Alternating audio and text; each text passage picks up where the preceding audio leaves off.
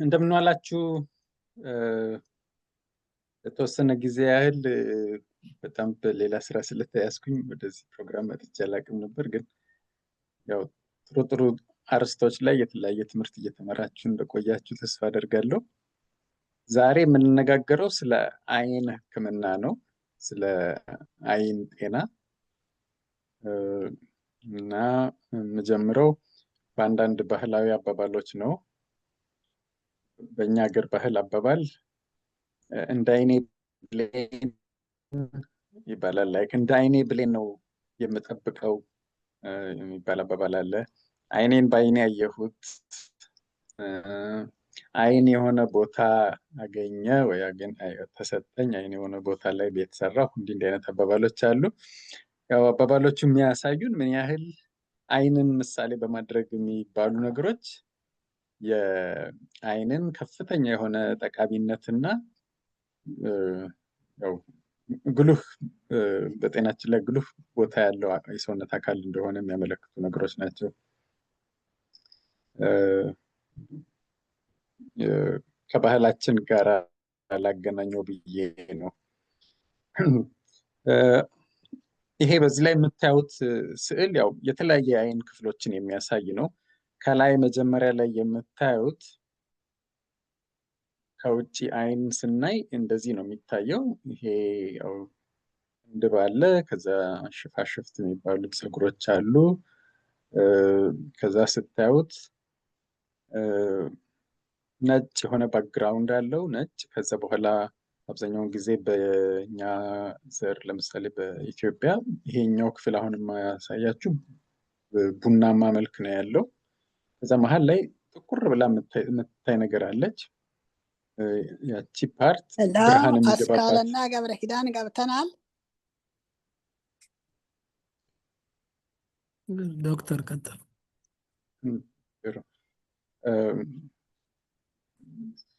ይሄኛው ስዕል እዚህ ጋር የምታዩት አይኑ የውስጠኛውን ፓርት ለማሳየት የተደረገ ስዕል ነው ይሄና ይሄ ከውጭ የምናየው የአይናችን ክፍል ነው። እቺ እዚች ጋር ጥቁር ፓርት ያልኳችሁ እዚች ጋር እቺ መሀል ብርሃን የሚገባባት ፓርት ነች። ልክ ከሷ ጀርባ ሌንስ አለ። ያው የሌንስን ጥቅም ታውቃላችሁ። የብርሃንን አንግል የሚቀይር እንደ መስታወት ያለ ነገር ማለት ነው ሌንስ። ከዛ በኋላ ከኋላው ፈሳሽ የተሞላ የሰውነት አካል አለ። ከዛ በኋላ ከዛ የፈሳሽ ከተሞላው ጀርባ ረቲና የሚባለው ብርሃን በሌንሱ ከገባ በኋላ ብርሃን እዚህ ላይ ነው የሚያርፍበት እና ይሄ ብዙ ነርቮች የተሞላ ነው። ዋናው ነርቭ ያንን የምናየውን ነገር ከአንጎል ጋር የሚያገናኝና ትርጉም የሚሰጠን ይሄ ኦፕቲክ ነርቭ የሚባለው እዚህ ጋር ያሉትን ነርቮች በሙሉ ሰብስቦ መልእክቱን ወደ አንጎል የሚወስድ ማለት ነው። እሱ ፓርት አለ። አሁን እንግዲህ ስለ አይን ህመሞች ስንነጋገር እነዚህ የተለያዩ ክፍሎች ናቸው በተለያየ ነገር የሚጎዱትና ለዛ ነው መጀመሪያ የአይን የውስጥ አካላት ምን እንደሚመስሉ ላሳያችሁ የፈለኩት። ይሄም ተመሳሳይ ነው ከዚህኛው ጋራ። እዚህ ጋር የምታዩት ስዕል ይሄ እንደ መስታወት ያለች ፓርት አለች ከፊት ለፊት ብርሃን የሚገባባት። ከዛ በኋላ እዚህ ጋር ቡናማ መልክ ያለው የምናየው ነገር ነው እና እዛች መሀል ላይ ሌንስ አለች። በሌንሱ ነው ማለት ነው መብራት የሚገባው። ከሌንሱ ፊት ለፊትም ከሌንሱ ኋላም ይሄ የምታዩት ቦታ ፈሳሽ የተሞላ ነው፣ በፈሳሽ የተሞላ ነው። ያ ፈሳሽ ብርሃን ማስተላለፍ የሚችል ፈሳሽ ነው። ከዛ በኋላ እንግዲህ ይሄ ቢጫው እዚህ ጋር የምታዩት ሬቲና የሚባለው ነው እና ደም ስሮች አሉ ላዩ ላይ። ያው ደም ሁሉም የሰውነት አካል በደም ነው የሚሰራው እና በደም ነው ኦክሲጅን የሚያገኘው። ኦክሲጅንም ሌላ ኒውትሪየንትም ልክ እንደዛው ሁላ ማለት ነው። ኦኬ። እና በኋላ ስንነጋገር እንግዲህ ይሄንን ነው የምንነጋገረው። የአይኑ ይሄ ሽፋሽፍቱ ፀጉር የምታዩበት ማለት ነው፣ እሱ የሚያርፍበት ቆዳ እሱ ሊጎዳ ይችላል። ወይም ደግሞ ከሱ ስር ደግሞ ስስ ቆዳ አለ ይሄንን የሚሸፍን እሱ ሊጎዳ ይችላል። ወይም ደግሞ ሌንሷ ልትሆን ትችላለች የምትጎዳው፣ ወይም ደግሞ ከሌንሱ በፊት ለፊት በኩል ያለው መስታወት የሚመስለው ነገር ይሄ ማለት ነው። ይሄ ፓርት እሱ ሊሆን ይችላል የሚጎዳው። እዚህ ፈሳሽ ውስጥ ችግር ሊያጋጥም ይችላል። አይንን የሚይዙት እና የሚያሽከረክሩት ወደ ጎን ስናይ እነዚህ እዚህ ጋር የምታዩቸው ጡንቻዎች ናቸው። እነሱ ጡንቻዎች ሊጎዱ ይችላሉ። ያኔ ነው አንዳንድ ሰዎች ወደ አንድ ጎን ይዞራል አይናቸው ለምሳሌ እዚያን ነገር የሚፈጠረው። ከዛ ደግሞ እዚህ ይሄ ረቲና የሚባለው እና ነርቮቹ ወይም ደግሞ እዛ ያሉት ደም ስሮች ሊሆኑ ይችላሉ የሚጎዱት። እና እንደሚጎዳው የሰው የአይን አካል ምልክቶቹ ይለያሉ፣ ሕክምናውም ይለያል ማለት ነው። ይሄ ሌላው እንዴት የምናየው እንዴት እንደሆነ ለማሳየት ነው። እዚህ ጋር ለምሳሌ ይሄ አይስክሬም አለ። እዛ ብርሃን ከዛ ከምናየው ነገር ላይ ወደ አይናችን ውስጥ ይገባል። እንግዲህ ወደ አይናችን ውስጥ ሲገባ እንግዲህ የሚያልፈውን ነገር ማየት ትችላላችሁ። ይሄ ከፊት ለፊት ያለው መስታወት የሚመስል ነገር አሁን ዝም ብለን የሰውን አይን ስናይ ከፊት ለፊት ያለው መስታወት የሚመስለው ነገር ማለት ነው። ይሄ በሱ ውስጥ አልፎ ይገባል። ፈሳሽ አለ። ከዛ ደግሞ ሌንሱን ያገኘዋል። ሌንሱ አሁን እዚህ ጋር አይታችሁ ከሆነ ብርሃኑን እንዴት እንደሚቀይረው አቅጣጫውን። ከዛ በኋላ እዚህ ረቲና የሚባለው ላይ ሲያርፍ አክቹዋሊ የምናየው ነገር ተገልብጦ ነው ኢሜጁ የሚመጣው የዚህ የምናየው ነገር። ከዛ በኋላ ከእንደገና ይሄ ወደ አንጎል ሲሄድ ነው አንጎል ከእንደገና አስተካክሎ ደግሞ የሚተረጉመው እና በዛ መልክ ነው የምናየው ማለት ነው። አሁን ይሄ ግልጽ ከሆነ በሚቀጥለው የምናየው ምንድነው ከአይን ጋር የተያያዙ የህመም ስሜቶች ምን እንደሚመስሉ ነው። በዚህ አይናችን አይንን ብቻ ሊያጠቁ በሚችሉ ህመሞች ሊጎዳ ይችላል፣ ወይም ደግሞ ሌላ የውስጥ ህመም ብዙ የሰውነትን አካል ሊጎዳ የሚችሉ ህመሞች ምልክት የሚታይበት ሊሆን ይችላል። ለምሳሌ የስኳር ህመም ያለበት ሰው በስኳር ህመሙ ምክንያት አይኑ ሊጎዳ ይችላል። የደም ግፊት ያለበት ሰው በደም ግፊት ምክንያት አይኑ ሊጎዳ ይችላል። አንዳንድ ጊዜ አንዳንድ አውቶኢሚዩን ዲዚዝ የሚባሉ አሉ። ሰውነታችን ራሱ ተቆጥቶ መልሶ የራሳችንን ሰውነት የሚያጠቃ እንደዚህ አይነት ህመሞች ብዙ የሰውነት አካላትን ይጎዳሉ። አንዱ በዛ አይነት ህመሞች የሚጎዳው አይን ነው። ስለዚህ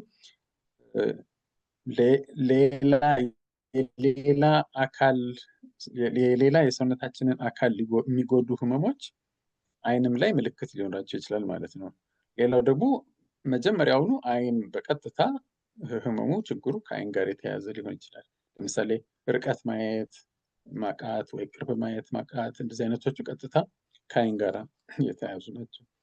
እና የእይታ ምልክቶች ለምሳሌ ማንበብ አለመቻል፣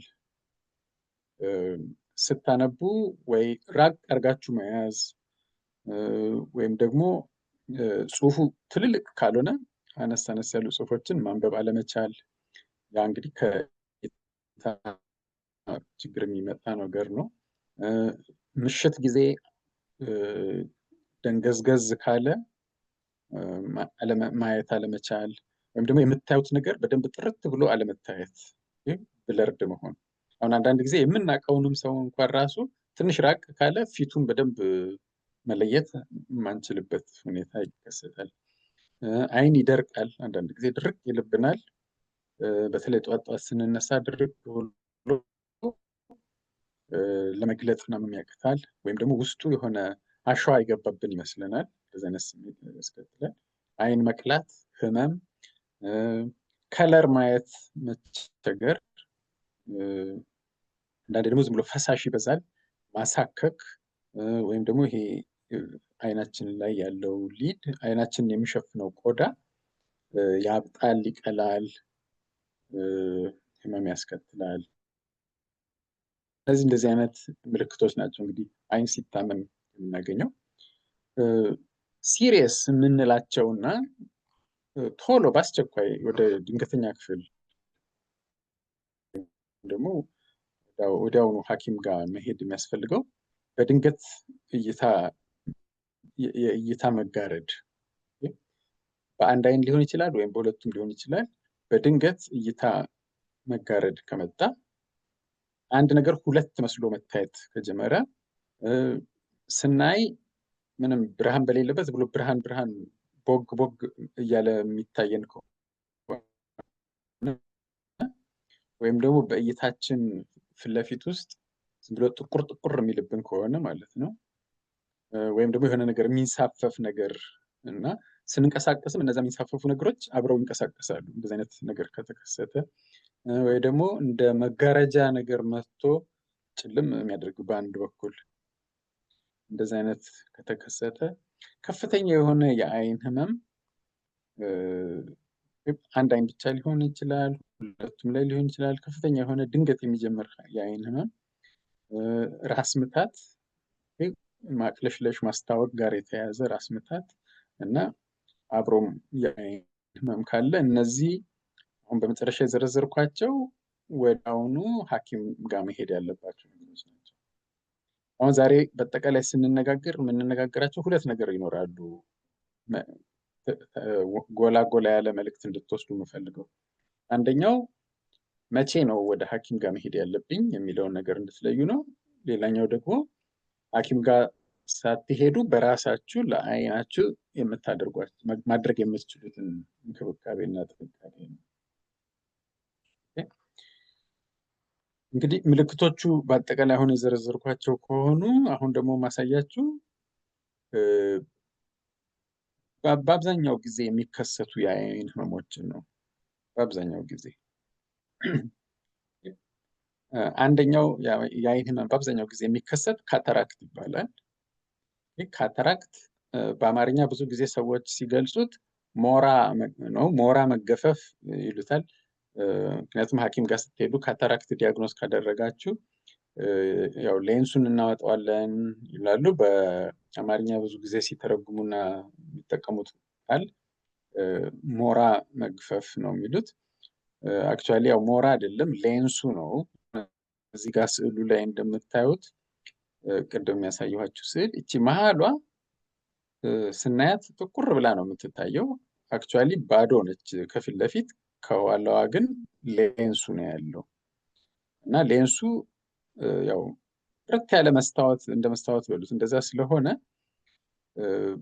በውስጥ ስታዩ በዛ በኩል ምንም የሚታይ ነገር የለም። በቃ ጥቁር ብሎ ነው የሚታያችሁ። ግን በተለያየ ምክንያት ካታራክት የሚባለው ችግር ይከሰታል። ካታራክት ማለት ምንድነው? ያ እንደ መስታወት ጥርት ብሎ የነበረው ሌንስ ዳመና እየመሰለ ይሄዳል። አሁን እዚህ ጋር እንደምታዩት ማለት ነው።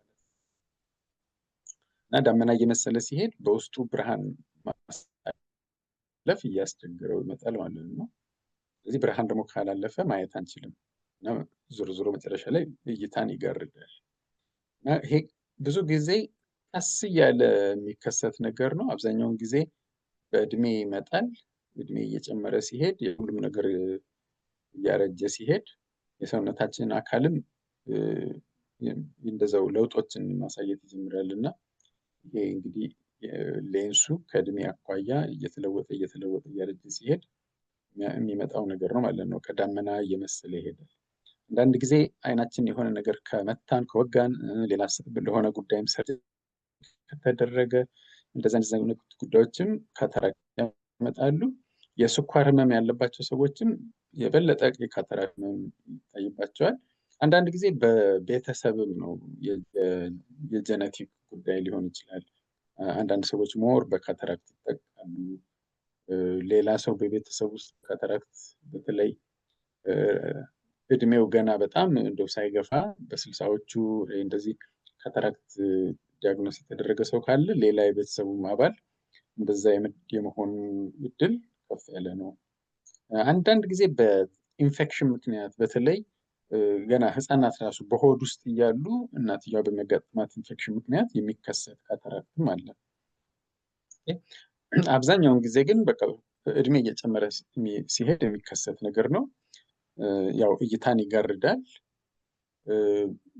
መጀመሪያ ላይ ገና ሙሉ በሙሉ እንደዚህ ዳመና ሆኖ ብርሃን ማስገባት ከማቃቱ በፊት ቀደም ብሎ የምታያቸው ምልክቶች ምንድነው? ብርሃን ነገር ስታዩ በጣም የማንጸባረቅ ብርሃን ላይ አሁን ለምሳሌ አምፖል ወይና እንዲህ ስታዩ ብርሃኑ ዙሪያ ዝም ብሎ ክብ ክብ ነገር የሚመስል ነገር ማየት፣ ከለር ማየት በደንብ አለመቻል፣ ማስቸገር፣ ከለሮች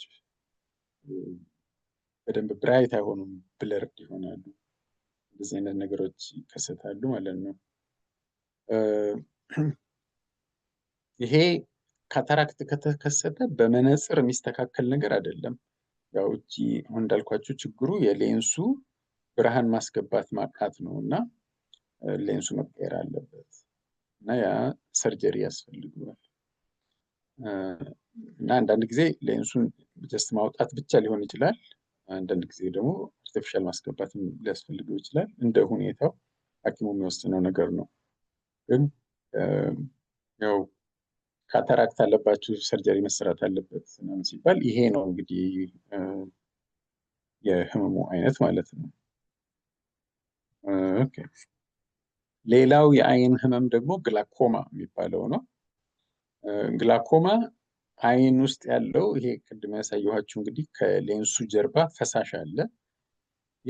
ይሄ እንደ ኳስ ነው እንግዲህ አይናችን እና ይሄ በሙሉ ግድግዳው ረቲና የሚባለው ብዙ ነርቮች ያሉት እና ለእይታ የሚያገለግለን የአይን ክፍል ነው እና ይሄ እዚህ ውስጥ ያለው ፕሬዠር ጊዜ ይጨምራል እና ያ ፕሬዠር በሚጨምርበት ጊዜ ይሄን ረቲናውን ይጎዳዋል። እዚህ ጋር ከሱ እንደምታዩት ረቲናውን ይጎዳዋል እና ረቲናውን እየጎዳው ሲሄድ ምን ይፈጠራል? ነርቮቹ በጣም ስለሚወጠርና ላይ ፕሬዠር ስለሚኖር ነርቮቹ መጎዳት ይጀምራሉ። ይሄ ኦፕቲክ ነርቭ ይጎዳል እና ነርቮቹ እየተጎዱ ሲሄዱ መጀመሪያ ላይ የሚመጣው ችግር ምንድነው? በተለይ በጎን ያለ እይታችንን ሉዝ እናደርጋለን። አሁን መኪና ስንነዳ ለምሳሌ በመስታወቱ እናያለን አይደለ? በስፖኪዮ ነው የሚባለው፣ በስፖኪዮ መስታወት እና ፊት ለፊት እያየን ግን በመስታወቱ ደግሞ ከጎናችን ከኋላችን የሚመጣን መኪና እናያለን አይደል? እና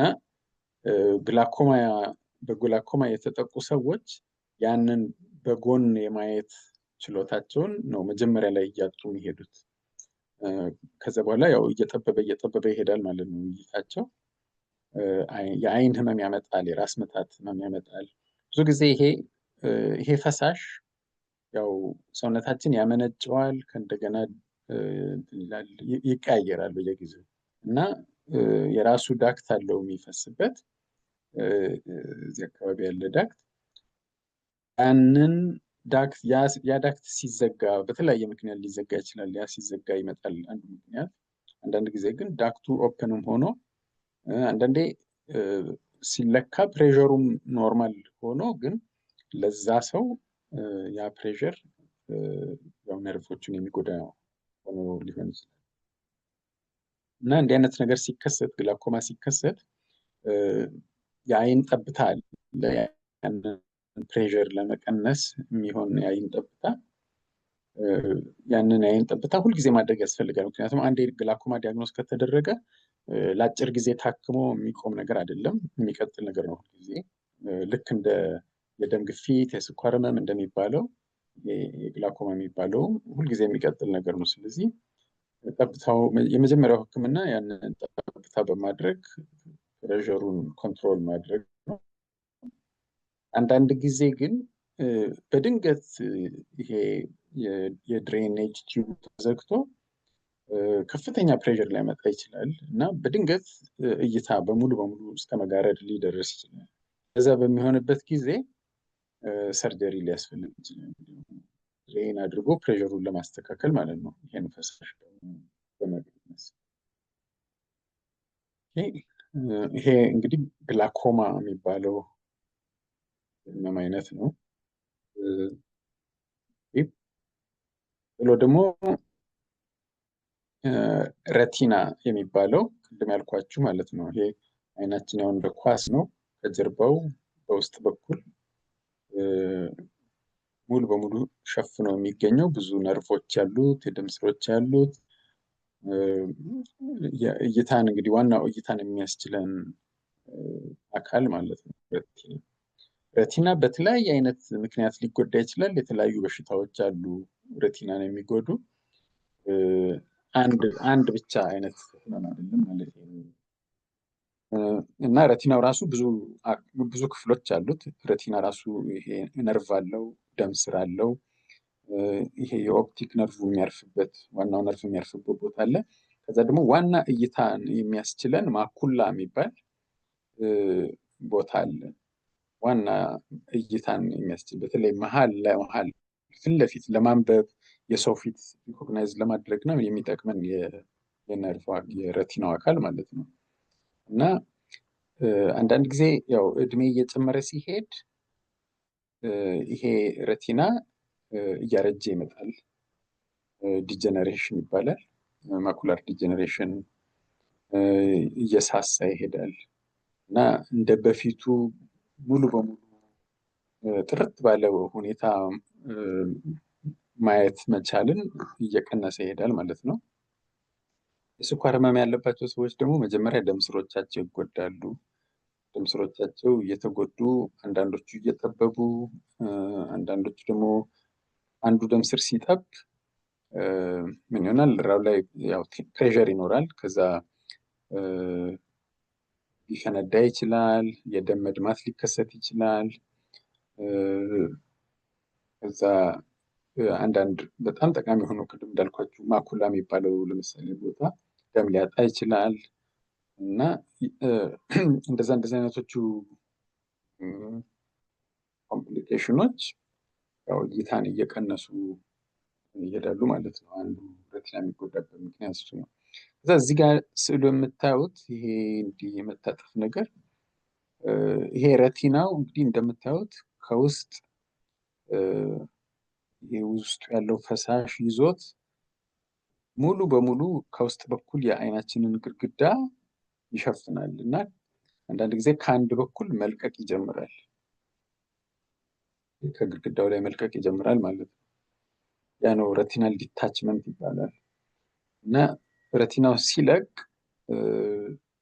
ማኩላ የምትባለውን ዋና ለእይታ የምታገለግለውን ቦታ እሷ ቦታ ከለቀቀች ሙሉ በሙሉ እይታ ሊጠፋ ይችላል።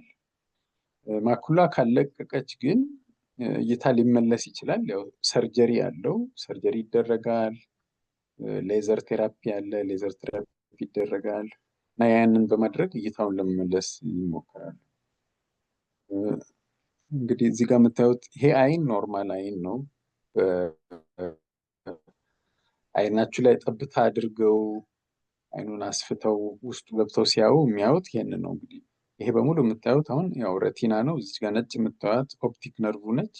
እዚህ ጋር ደግሞ ቀላ ብላ የምታዩት ማኩላ የምትባለው ነች። እቺ ማኩላ ዋና ሁሉም ለእይታ ይጠቅሙናል፣ ግን እችኛዋ ዋና የእይታ ፎከስን የምታገለግለው ፓርት ነች። እና የስኳር ህመም ሲኖር አሁን ይሄኛው የምታዩት ግማሹ ደም ስር ፈንድቶ ደም አለ እዚህ ጋር አሁን እንደምታዩት። አንዳንዴ ደግሞ ለማካካስ ተብሎ አዳዲስ ደም ስሮች መውጣት ይጀምራሉ። አዳዲስ ደም ስሮች ሲወጡ እነዛ ደም ስሮች ጠንካራ አይደሉም እና በቀላሉ ፍንድት ይላሉ እና ለዛ ነው ብዙ ደምና የሚታዩት። አንዳንዴ ደም ስሩ ይዘጋና ደግሞ ጠባሳ ይፈጥራል። እዚጋውን ነጣ ብሎ የምታዩት ጠባሳ ነው። ሬቲናው በእንደዚህ አይነት ሁኔታ እየተጎዳ ሲሄድ እዚህ የተጎዱት ቦታዎች በሙሉ እይታ አይኖርም ማለት ነው፣ እይታው ይቀንሳል። ስለዚህ የሬቲና ችግር ሲኖር ያው እንደ ብዙ አይነት በሽታዎች ናቸው። መድኃኒት አለ፣ ሌዘር ቴራፒ የሚባል አለ። በእኛ ጨረር ብለን ነው የምንጠራው። ሌዘር ቴራፒ የሚያደርገው እንደ መስፋት ማለት ነው። አሁን ለምሳሌ ሬቲናው ከተቀደደ እና ከግድግዳው ከተላቀቀ እሱን መልሶ ግድግዳ ላይ ማጣበቅ ማለት ነው። እንደዛ ሲደረግ ያው ጠባሳ ይሰራል። ስለዚህ ጠባሳ ስለሚሰራ የተወሰነ ያ ቦታ እይታውን ያጣል ማለት ነው። እና አንድ ሰው እንደዛ አይነት ችግር ከደረሰው በኋላ እይታው ሙሉ በሙሉ 100% ላይመለስ ይችላል። የሬቲናል ዲዚዝ ነው እንግዲህ። ሌላው ሪፍራክተሪ ኤረር የሚባለው ነው። ሪፍራክተሪ ኤረር በብዛት የምናየው ነው። በመነጽር የሚስተካከል እይታ ማለት ነው።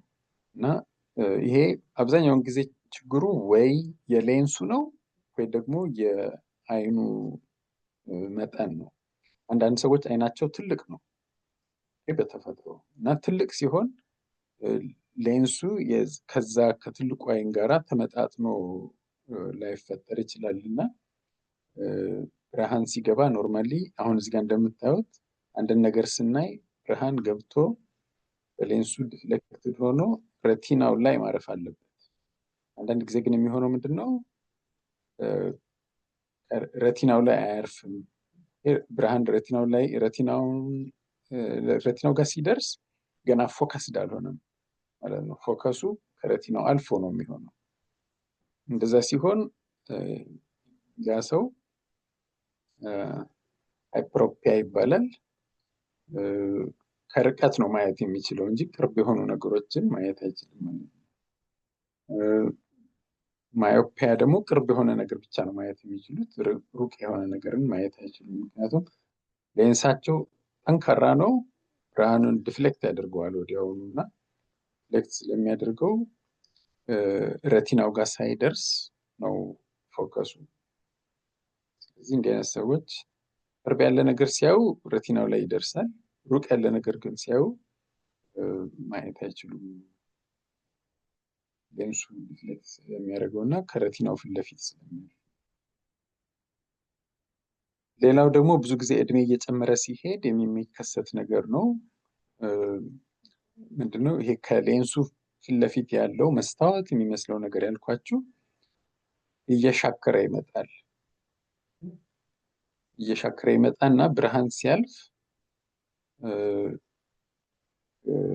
አንድ መስታወት ንጹህ ከሆነና በደንብ የተወለወለ ንጹህ ከሆነ በውስጡ በደንብ ብርሃን በቀላሉ ማለፍ ይችላል አይደለ? ግን ያ መስታወት አሁን ስንጥቅ ካለው ምንድነው የሚሆነው? የሚመጣው ብርሃን ዝም ብሎ ወደ ተለያየ ቦታ ሊንጸባረቅ ይችላል አይደል? ያ ነው እንግዲህ እድሜ እየጨመረ ሲሄድ በተለይ የሚሆነው ምንድነው? ያ ኮርኒያ ነው የሚባለው። ከሌንሱ ፊት ለፊት ያለው መስታወት የሚመስለው ነገር አባጣ ጎባጣ መሆን ይጀምራል ማለት ነው። እና መሻከር ስለሚጀምር ብርሃንን ቀጥታ ወደሚፈለገው አቅጣጫ አይደለም የሚመራው፣ ብርሃን ወደ ተለያየ አቅጣጫ እንዲሄድ ይሆናል ማለት ነው። እና የሚያዩት ነገር በደንብ ክሊር ሆኖ አይታይም፣ ደብዛዛ ሆኖ ነው የሚታየው። መጠኑም የተለየ ከሪያሊቲው የተለየ ሊሆን ይችላል። እና እንዲህ አይነቶቹ ነገሮች ያው አብዛኛውን ጊዜ የሌንሱ ወይም ደግሞ የአይኑ መጠን ነው፣ በዛ ምክንያት ነው የሚከሰተው። በመነጽር ይስተካከላሉ። ሐኪማችሁ ጋር ስትሄዱ አይቶ እስቲ ይሄንን አንብቡ ብሎ የተለያየ መነጽር ሳይዝ፣ የተለያየ የመነጽር መጠኖችን ይሞክሩላችሁና በደንብ የምታዩበትን ያዝላችኋል ማለት ነው። ሌላው ደግሞ ትራኮማ የሚባል የአይን ህመም አለ። ትራኮማ የሚከሰተው ኢንፌክሽን ነው። ትራኮማ እና ቅድም መጀመሪያ ላይ ደግሞ ካታራክት ብያቸዋለሁ። የተለያዩ ነገሮች ናቸው። ምናልባት ስማቸው እንዳያምታታችሁ ያለው ምንድነው? ካታራክት ሌንሱ እያረጀ ሲሄድ ዳመና እየመሰለ ይሄዳል። ይሄ ትራኮማ የሚባለው ግን ኢንፌክሽን ነው፣ የባክቴሪያ ኢንፌክሽን ነው። ለረጅም ጊዜ ስር እየሰደደ የሚሄድ ኢንፌክሽን ነው እና ባክቴሪያው ስሙ ክላሚዲያ ትራኮማቲስ ይባላል። በተለይ ታዳጊ ሀገሮች አሁን ለምሳሌ እንደ ኢትዮጵያ ያሉ ሀገሮች ብዙ ሰው በዚህ በሽታ ይጎዳል፣ በዚህ ኢንፌክሽን። አሁን አይታችሁ ከሆነ ብዙ ህፃናት መንገድ ላይ ዝንብ አይናቸው ላይ አርፎ ምናምን ታያላችሁ አይደለ? እና እነዛ ዝንቦች ያው ይህንን ኢንፌክሽን ከአንድ ሰው ወደ ሌላ ሰው ያስተላልፋሉ። ምክንያቱም አንድ ሰው ላይ አርፈው ያንን ባክቴሪያ ያነሱና ደግሞ ሌላ ሰው ላይ ያደርጉታል። ይሄን በቀላሉ በቀን በቀን ፊት በመታጠብ መከላከል የሚቻል ህመም ነው። ግን ብዙ ችግር ያለባቸው የንጹህ ውሃ አቅርቦት የሌለባቸው ብዙ ድህነት የተንሰራፋባቸው ቦታዎች ሰዎች በቀን በቀን ፊታቸውን መታጠብ እንኳን የማይችሉባቸው ሁኔታዎች አሉ እና በዛ ምክንያት ይሄ ኢንፌክሽን ይኖራል። ከዛ ደግሞ ካልታከሙት ስር እየሰደደ ይሄዳል ማለት ነው እና ምንድነው የሚያደርገው? የውስጠኛውን የአይን ክፍል የአይን ቆዳ ውስጠኛውን ይሄ አሁን እንትን ነው የአይኑን ገልብጠውት ነው እንደምታዩት ይሄ ሽፋሽፍት የሚባለው ነው። ይሄ ገልብጠውት ከውስጥ ነው የሚሉት እና ይሄ ውስጡ ነው ኢንፌክሽን የሚፈጠረው እና ኢንፌክሽን ይፈጠራል። ስር እየሰደደ ሲሄድ ይሄንን ቆዳውን ያጨማድደዋል እና እያጨማደደው ሲሄድ እዚህ ጋር እንደምታዩት ይሄ የሽፋሽፍቱ ፀጉር ኖርማሊ ፀጉሩ ወደ ውጭ ነው አይደለ? አሁን እዚህ ጋር እንደምታዩት ለምሳሌ ወደ ውጭ ነው። ግን እዚህ ኢንፌክሽን ተፈጥሮ ከስሩ ጠባሳ ሲሰራ እና ቆዳውን ሲጎትተው ይሄ ይታጠፍና ፀጉሩ አይኑ ላይ ማረፍ ይጀምራል ማለት ነው እና አንድ ኢንፌክሽን አለ። ሁለተኛ ደግሞ በኢንፌክሽኑ ምክንያት ቆዳውን ስለሚያጨማድደው እና ፀጉሩ አይኑ ላይ ስለሚያርፍ ሁለተኛ ሌላ ጉዳት ይደርሳል ማለት ነው አይን ላይ በዚህ በፀጉሩ ምክንያት። ከዛ ምንድን ነው የሚሆነው? ይሄ ከሌንሱ ፊት ለፊት ያለው በጣም መስታወት መስሎ የሚታየው ነገር ኮርኒያ የሚባለው እየተጎዳ ዳመና እየመሰለ ይሄዳል። እሱ እዚህ ካታራክት ስንል ሌንሱ ነው። ትራኮማ ግን ስንል ከሌንሱ ፊት ለፊት ያለው መስታወት የሚመስለው ፓርት ነው። እሱ እየተጎዳ ላው ላይ ጠባሳ እየሰራ ምናምን ይሄዳል። ያው በዚህ በኩል እንደዛ እየተጎዳ ሲሄድ መብራት ብርሃን ማለፍ ስለማይችል ነገሮችን ማየት እያስቸገረ ይሄዳል ማለት ነው። ይሄ እንደዚህ ስር ሰዶ ብዙ ፀጉሩ ሳይጨማደድ ሌላውም ይሄ ኮርኒያ የሚባለውም ጠባሳ ሳይበዛበት ስር ሳይሰድ ማለት ነው በአንቲባዮቲክስ መታከም ይቻላል። በ6 ሳምንት ምናምን ድረስ የሚሆን የአይን ጠብታ ጠዋትና ማታ እየተደረገ መታከም ይቻላል። ፀጉሩ እንደዚህ ከተገለበጠ በኋላ ሰርጀሪ ያስፈልገዋል። ፀጉሩ እንደዚህ ወደ ውስጥ ወደ አይኑ የታጠፈውን ወደ ውጭ እንዲወጣ ይሄ አንዴ ኮርኒያው ከተጎዳ በኋላ ግን ያው አሁን ኮርኒያል ትራንስፕላንቴሽን የሚባል ሕክምና አለ። ኮርኒያ የተጎዳውን አውጥቶ በአዲስ መተካት ማለት ነው። ምን ይመስላል እንግዲህ። ዋናው ግን ይሄ በቀላሉ ፊትን በየቀኑ በመታጠብ መከላከል የምንችለው ንጽህና ነው የሚያስፈልገው። ሌላው የአይን ቆዳ አይናችንን የሚሸፍነው ቆዳ በተለያዩ ህመሞች ይጎዳል። አሁን ለምሳሌ እዚህ ጋር የምታዩት አይኑ ቆዳው የላኛው ቆዳ ሙሉ በሙሉ አብጧል፣ ቀልቷል። ማበጥ፣ መቅላት ከዛ ደግሞ ፈሳሽ ካለው ህመም ካለው ይሄ የኢንፌክሽን ምልክት ነው እና እንደዚህ አይነት ህመም ሊሆን ይችላል ሙሉ በሙሉ ቆዳው ሲጎዳ፣ ወይም ደግሞ አንዳንድ ጊዜ አንድ ቦታ ላይ ብቻ ሲያብጥ እንደዚህ አይነትም ሊከሰት ይችላል። ብዙ ጊዜ እንዲህ አይነቶቹ ነገሮች የሚከሰቱት በአይን የሚያመነጨው የራሱ ቅባት ነገር አለ አይኑን ለማበስ የሚሆን እና ያ ቅባት የሚያመነጨው ቅባት ከመነጨ በኋላ ወደ አይን የሚያፈስበት ቱቦ በተለያዩ ነገሮች ይዘጋል። ለምሳሌ በፀጉሩ ሊሆን ይችላል፣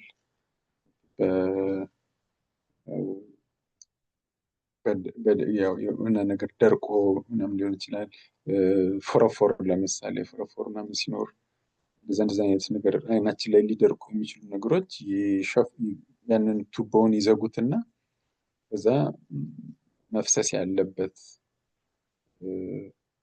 እንደ ቅባት አይነቱ ነገር ምናምን ሳይፈስ ይቀራል ማለት ነው። ልክ እንደ ብጉር እንደማለት ነው ላይ የሚወጣ እና የአይን ቆዳ በእንዲህ አይነት ነገሮች ሊጎዳ ይችላል። እንዲህ አይነት ነገር ሲከሰት ሕክምናው አንቲባዮቲክስ ሊሆን ይችላል። ኢንፌክሽን ከሆነ ኢንፌክሽን ሳይሆን ደግሞ ለምሳሌ አለርጂክ ነገር ከሆነ አለርጂውን ማከም ሊሆን ይችላል። መግል የመያዝ ድረስ ከደረሰ መግሉን ለማፍሰስ ሰርጀሪ ሊደረግ ይችላል። ሌላው በሞቀ ለምሳሌ በሙቅ ውሃ ሊሆን ይችላል። ፎጣ ሙቆ ሊሆን ይችላል። ወይም ደግሞ አይን ላይ ኮምፕረስ ለማድረግ የሚጠቅሙ ማሞቅ የሚቻሉ ነገሮች አሉ። እነሱን በመጠቀም ሙቀት መስጠት ጥሩ ነው። ሙቀት ስትሰጡት ይሄ የተደፈነው ቲዩብ ይከፈትና ይሄ መፍሰስ ያለበት ነገር ይፈሳል። የአይን መሸፈኛ ቆዳ ህመሞች ደግሞ ይህን ይመስላሉ። ሌላው ደግሞ የአይን መድረቅ ነው። የአይን መድረቅ በጣም ኮመን የሚባል ብዙ ጊዜ የሚያጋጥም ፕሮብሌም ነው። አይን በቂ የሆነ እንባ ማምረት ሲያቅተው ማለት ነው። በቂ የሆነ እንባ ማምረት ያቅተውና ቀኑን ሙሉ ወዲያ ስንል ስንሰራ ስንል አይናችን ላይ የሚቦኑ ብዙ ነገሮች ይኖራሉ። አቧራ ይቦናል፣ የተለያየ ነገር ይገባል። ስንተኛም ከአንሶላም ከብርድ ልብስም ሊሆን ይችላል፣ የተለያየ ብናኝ ሊሆን ይችላል ምናምን እና ያንን ሁላ ከአይናችን ላይ አጥቦ የሚያስወግድልን እንባ ነው እና ያ በቂ እንባ ከሌለ አይናችን አይታጠብም ማለት ነው እና እየደረቀ ይሄዳል። የአይን መድረቅ ደግሞ ዞሮ ዞሮ ይሄንን ለእይታ በጣም የሚጠቅሙንን አይን ክፍሎች ለምሳሌ በፊት ያልኳችሁ እንደ መስታወት አይነቱን እሱ ሲደርቅ እይታችንን እየቀነሰ ይችላል። የአይን መድረቅ ያው በእድሜ ይመጣል። የሆርሞን ለውጥ ሲኖር አሁን ለምሳሌ ሴቶች የወር አበባ ማየት ካቆሙ በኋላ የሰውነት ሆርሞን ለውጥ ይኖራል እና በዛ ለውጥ ምክንያት ሊሆን ይችላል። አንዳንድ መድኃኒቶች አይን እንባን የሚቀንሱ እና ሊያደርቁ የሚችሉ መድኃኒቶች አሉ። አንዳንድ ሰዎች ኮንታክት ሌንስ ያደርጋሉ። ያ ኮንታክት ሌንስም ቶሎ ቶሎ በሰዓቱ ካልተቀየረ ካላለ የእሱን መድረቅ ሊያመጣ ይችላል። ሌላ ከሰውነት የውስጥ ህመም ጋር በተያያዘም የአይን መድረቅ ሊከሰት ይችላል እና የአይን መድረቅ ሲከሰት እንትን አለ፣ የአይን ጠብታ አለ፣ አርቲፊሻል እንባ እና አርቲፊሻል እንባን ገዝቶ መጠቀም ይቻላል። የሐኪም ፕሪስክሪፕሽን አያስፈልገውም። ያንን ለመግዛት ማንኛውም ሱፐርማርኬት፣ ፋርማሲ ውስጥ ታገኙት ትችላላችሁ። እሱን መጠቀም ይቻላል። የአይን እንባ ስትገዙ ዊዝ ፕሪዘርቫቲቭ እና ዊዝአውት ፕሪዘርቫቲቭ የሚል አለ። ዊዝአውት ፕሪዘርቫቲቭ የሌለው መጠቀም ነው የሚመከረው። ብዙ ጊዜ ፕሪዘርቫቲቮቹ ራሳቸው ሌላ አይን ላይ ሌላ ጉዳት ሊያመጡ ስለሚችሉ ፕሪዘርቫቲቭ ያላቸውን የአይን ሐኪሞች ኢንከሬጅ አያደርጉም። ፕሪዘርቫቲቭ የሌለውን ተጠቀሙ ነው የሚሉት። ከዛ በተጨማሪ የአይን መድረቅ ካለ ሂሚዲቲ ማለት ነው። ሂሚዲቲ መፍጠር ደረቅ የሆነ አካባቢያችን፣ ቤታችን ሊሆን ይችላል፣ የስራ ቦታችን ሊሆን ይችላል፣ ከመጠን ያለፈ ደረቅ እንዲሆን ማድረግ የለብንም። ሂሚዲቲ ያስፈልጋል። ያ ለአይናችንም የአይናችንን ከመድረቅ ይመስልናል። ኦሜጋ 3 የሚባሉ ሰፕሊመንቶች አሉ። ወይም ደግሞ ከምግብም በተለይ ከአሳ ልናገኝ እንችላለን። ያ ምንድነው ቅባትነት ነገር ስለሚያስፈልገው አይናችን ጀነራሊ ሰውነታችን ትንሽ ቅባት ያለው ነገር ካገኘ ለሱ ለአይናችን ኦሜጋ 3 ሞር ሄልዚ የሆነ አይነት ኦይል ነው ከአሳ የሚገኙ ማለት ነው። በተለይ ውጭ በጣም ፀሐይ ያለበት ሁኔታ ላይ ምንቆይ ከሆነ ምንሰራ ከሆነ መነጽር ማድረግ ጥሩ ነው። የፀሐይን ጨረር ለመከላከል የአይን መድረቅን ይከላከልልናል። ስለዚህ እነዚህ እንግዲህ ዋና ዋና በብዛት የሚያጋጥሙን የአይን የምላቸውን የዘረዘርኳቸው በአጠቃላይ እኛ በራሳችን ሐኪም ጋር ከመሄዳችን በፊት ለአይናችን ማድረግ ያለብን ጥንቃቄ ምንድን ነው? እሱን እዚህ ጋር ዘርዝሬያቸዋለሁ። አንደኛው ቀጥታ የሆነ በተለይ የፀሐይ ጨረር ማየት የለብንም። እንዲሁም ፀሐይ ላይ ምንቆይ ከሆነ የፀሐይ ጨረርን ይሄ ዩቪ ላይት የሚባለው ማለት ነው የሚከላከል መነጽር የፀሐይ መከላከያ መነጽር ማድረግ ጥሩ ነው። በአሁኑ ጊዜ ብዙዎቻችን ያው የስራ ሁኔታ ኮምፒውተር ላይ የተመሰረተ ነው። ብዙ ሰው ኮምፒውተር ላይ ረጅም ሰዓት ነው የሚሰራው። አንዳንድ ሰው ደግሞ ስልኩ ላይ ብዙ ሰዓት ያጠፋል። አንዳንድ ሰው ዩቲዩብ እያየ ወይ ቻት እያደረገ ሊሆን ይችላል፣ ብዙ ሰዓት ያጠፋል። እና ስክሪን በምናይበት ጊዜ ስክሪን ለረጅም ጊዜ ማየት አይናችንን ሊያደርቅ ይችላል። ሁለተኛ ነገር የአይናችን ፎከስ ቅርብ ቦታ ላይ ብቻ እንዲሆን ያደርጋል። ምክንያቱም ኮምፒውተራችን ላይ ስንሰራ ወይም ስልካችንን ስንጠቀም ቅርባችን ያለን ነገር ላይ ነው ፎከስ የምናደርገው እና የምናየው ራቅ ያለ ነገርን አናይም በብዛት ስንሰራ። እና ምን እየሆነ ይሄዳል? አይናችን የቅርብ ነገር ላይ ብቻ ፎከስ ማድረግ ይጀምርና የርቀት ነገርን ማየት እያቃተን ይመጣል። እና ያ እንዳይሆን የሚመከረው እንዲህ አይነት ስራ ያለን ሰዎች፣ ኮምፒውተር ላይ በብዛት የምንቆይ ሰዎች ወይም ደግሞ ስልክ ላይ ረጅም ሰዓት ብዙ ነገር የምናይ ሰዎች ቢያንስ በየ30 ደቂቃው ከስክሪናችን ረፍት ወስደን 30 ፊት ርቀት ያለው 30 ፊት ማለት እንግዲህ ወደ 10 ሜትር ማለት ነው ርቀት ያለው ነገር ላይ ቢያንስ ለ30 ሰከንድ እያየን መቆየት ይኖርብናል። በዛ የምናደርግ ከሆነ አይናችን ቅርቡንም ያያል፣ የርቀት የማየት ችሎታችንንም አናጣም ማለት ነው። ያንን ሉዝ እያደረግን እንዳንሄድ። ከዛ ቅድም እንዳልኳችሁ ያው ትራኮማ የሚባል ነገር አለ በንጽህና መከላከል የሚቻል። ስለዚህ አይንን በየቀኑ መታጠብ፣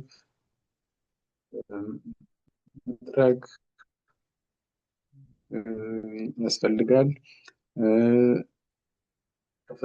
አደጋ ያለው ክስትል የሚችል ስራ የምንሰራ ከሆነ ለምሳሌ መበየድ ሊሆን ይችላል፣ ብዙ ነገር አቧራ የሚያቦን ነገር ሊሆን ይችላል። እንደዚህ የምንሰራ ከሆነ የአይን መከላከያ ጎግል ማድረግ ይኖርብናል። ኮንታክት ሌንስ የምንጠቀም ከሆነ ዲስፖዘብል የሆኑ ኮንታክት ሌንሶች መጠቀም እና አንዴ ከተጠቀምን በኋላ መጣል የሚመከረው።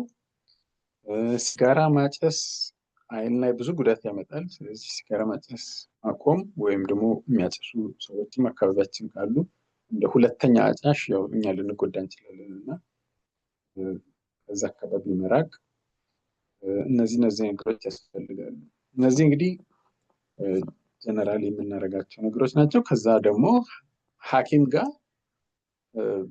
በየተወሰነ ጊዜ ሄዶ የአይን ጀነራል ምርመራ ማድረግ ጥሩ ነው። ምክንያቱም አንዳንድ የአይን ችግሮች ምልክት የሚያሳዩት በጣም ስር ከሰደደ በኋላ ሊሆን ይችላል።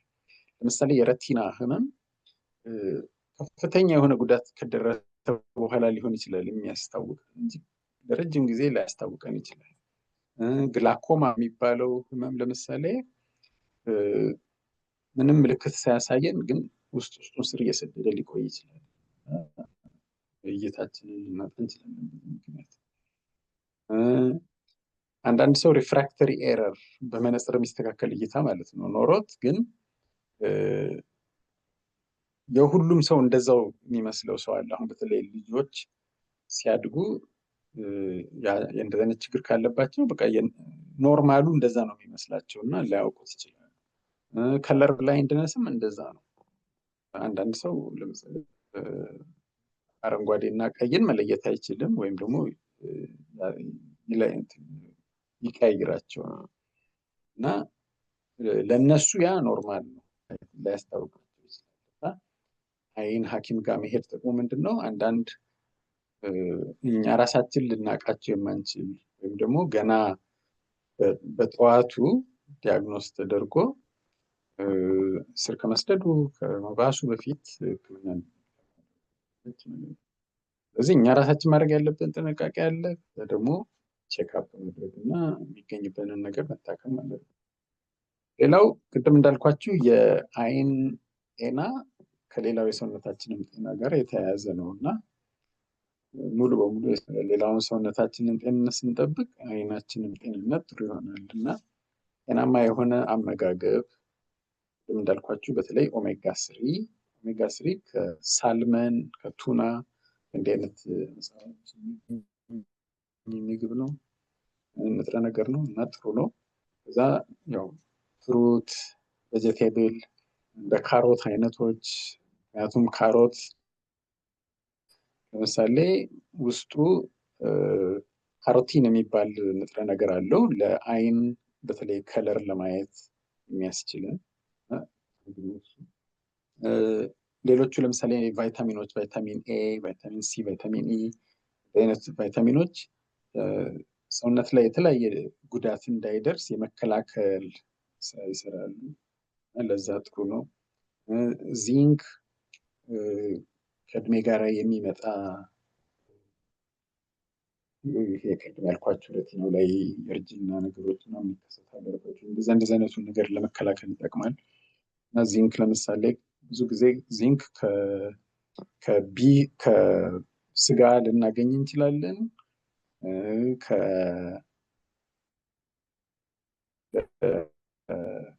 ከፒነት ለውዝ ማለት ነው። ለውዝ ካሉ እና ከሌላም ጥራጥሬዎች ልናገኝ እንችላለን ነገር ማለት ነው። ስፖርት መስራት፣ የስፖርት እንቅስቃሴ ከዚህ በፊት ተነጋግረናል። ይሄንን ቢያንስ በሳምንት ውስጥ 4 ቀን ለ30 ደቂቃ ነገሮች ያስፈልጋሉ። ሌላው ደግሞ አይንን ሊጎዱ የሚችሉ ነገሮች ስላሉ እነሱን በደንብ መታከም፣ ለምሳሌ ስኳር፣ ደም ግፊት፣ ኮሌስትሮል፣ እነዚህ በኋላ ኮምፕሊኬሽን ሲያመጡ አይንን ሊጎዱ ይችላሉ። ሬጉላር አይ ቼክአፕ ቅድም እንዳልኳችሁ ያው መታየት ብዙ ጊዜ ይሄ ፕራይመሪ ዶክተራችሁ አይን ላይ ፎከስ አድርገው ምርመራ ላይ ያደርጉላችሁ ይችላሉ። የአይን ምርመራ የራሱ ብዙ መሳሪያዎች ያስፈልጉታል። ለዛ ነው እና የአይን ሐኪም ለብቻ ነው፣ በኢንሹራንስም ለብቻ ነው የሚደረገው እና አይን ሐኪም ጋር መታየት። ከዛ ደግሞ መቼ ነው ወዲያውኑ መታየት ያለብኝ? አንዳንድ ጊዜ አሁን ድንገት አይናችሁ ላይ የሆነ ነገር እይታ ድንገት የሚመጣ ነገር ካለ ቶሎ መታየት ጥሩ ነው። እይታ የመጋረድ ነገር እና መቼ ነው ቶሎ መታየት ያለብኝ በኤመርጀንሲ፣ መቼ ነው ደግሞ ጀነራል ቼክአፕ ማድረግ ያለብኝ ነገር በዚህ መሰረት ለየት ያስፈልጋል ማለት ነው። ለዛሬ ያለኝ እኔ ይሄ ነው። ግልጽ ያልሆኑ ነገሮች ካሉ የበለጠ እንዲብራራላችሁ የምትፈልጉ ነገር ካለ የሚቀጥለውን 3 ደቂቃ። እሺ ዶክተር በጣም በጣም አመሰግናለሁ። እጅግ በጣም ጠቃሚ የሆኑ መልእክቶችን ነው የሰጠህን።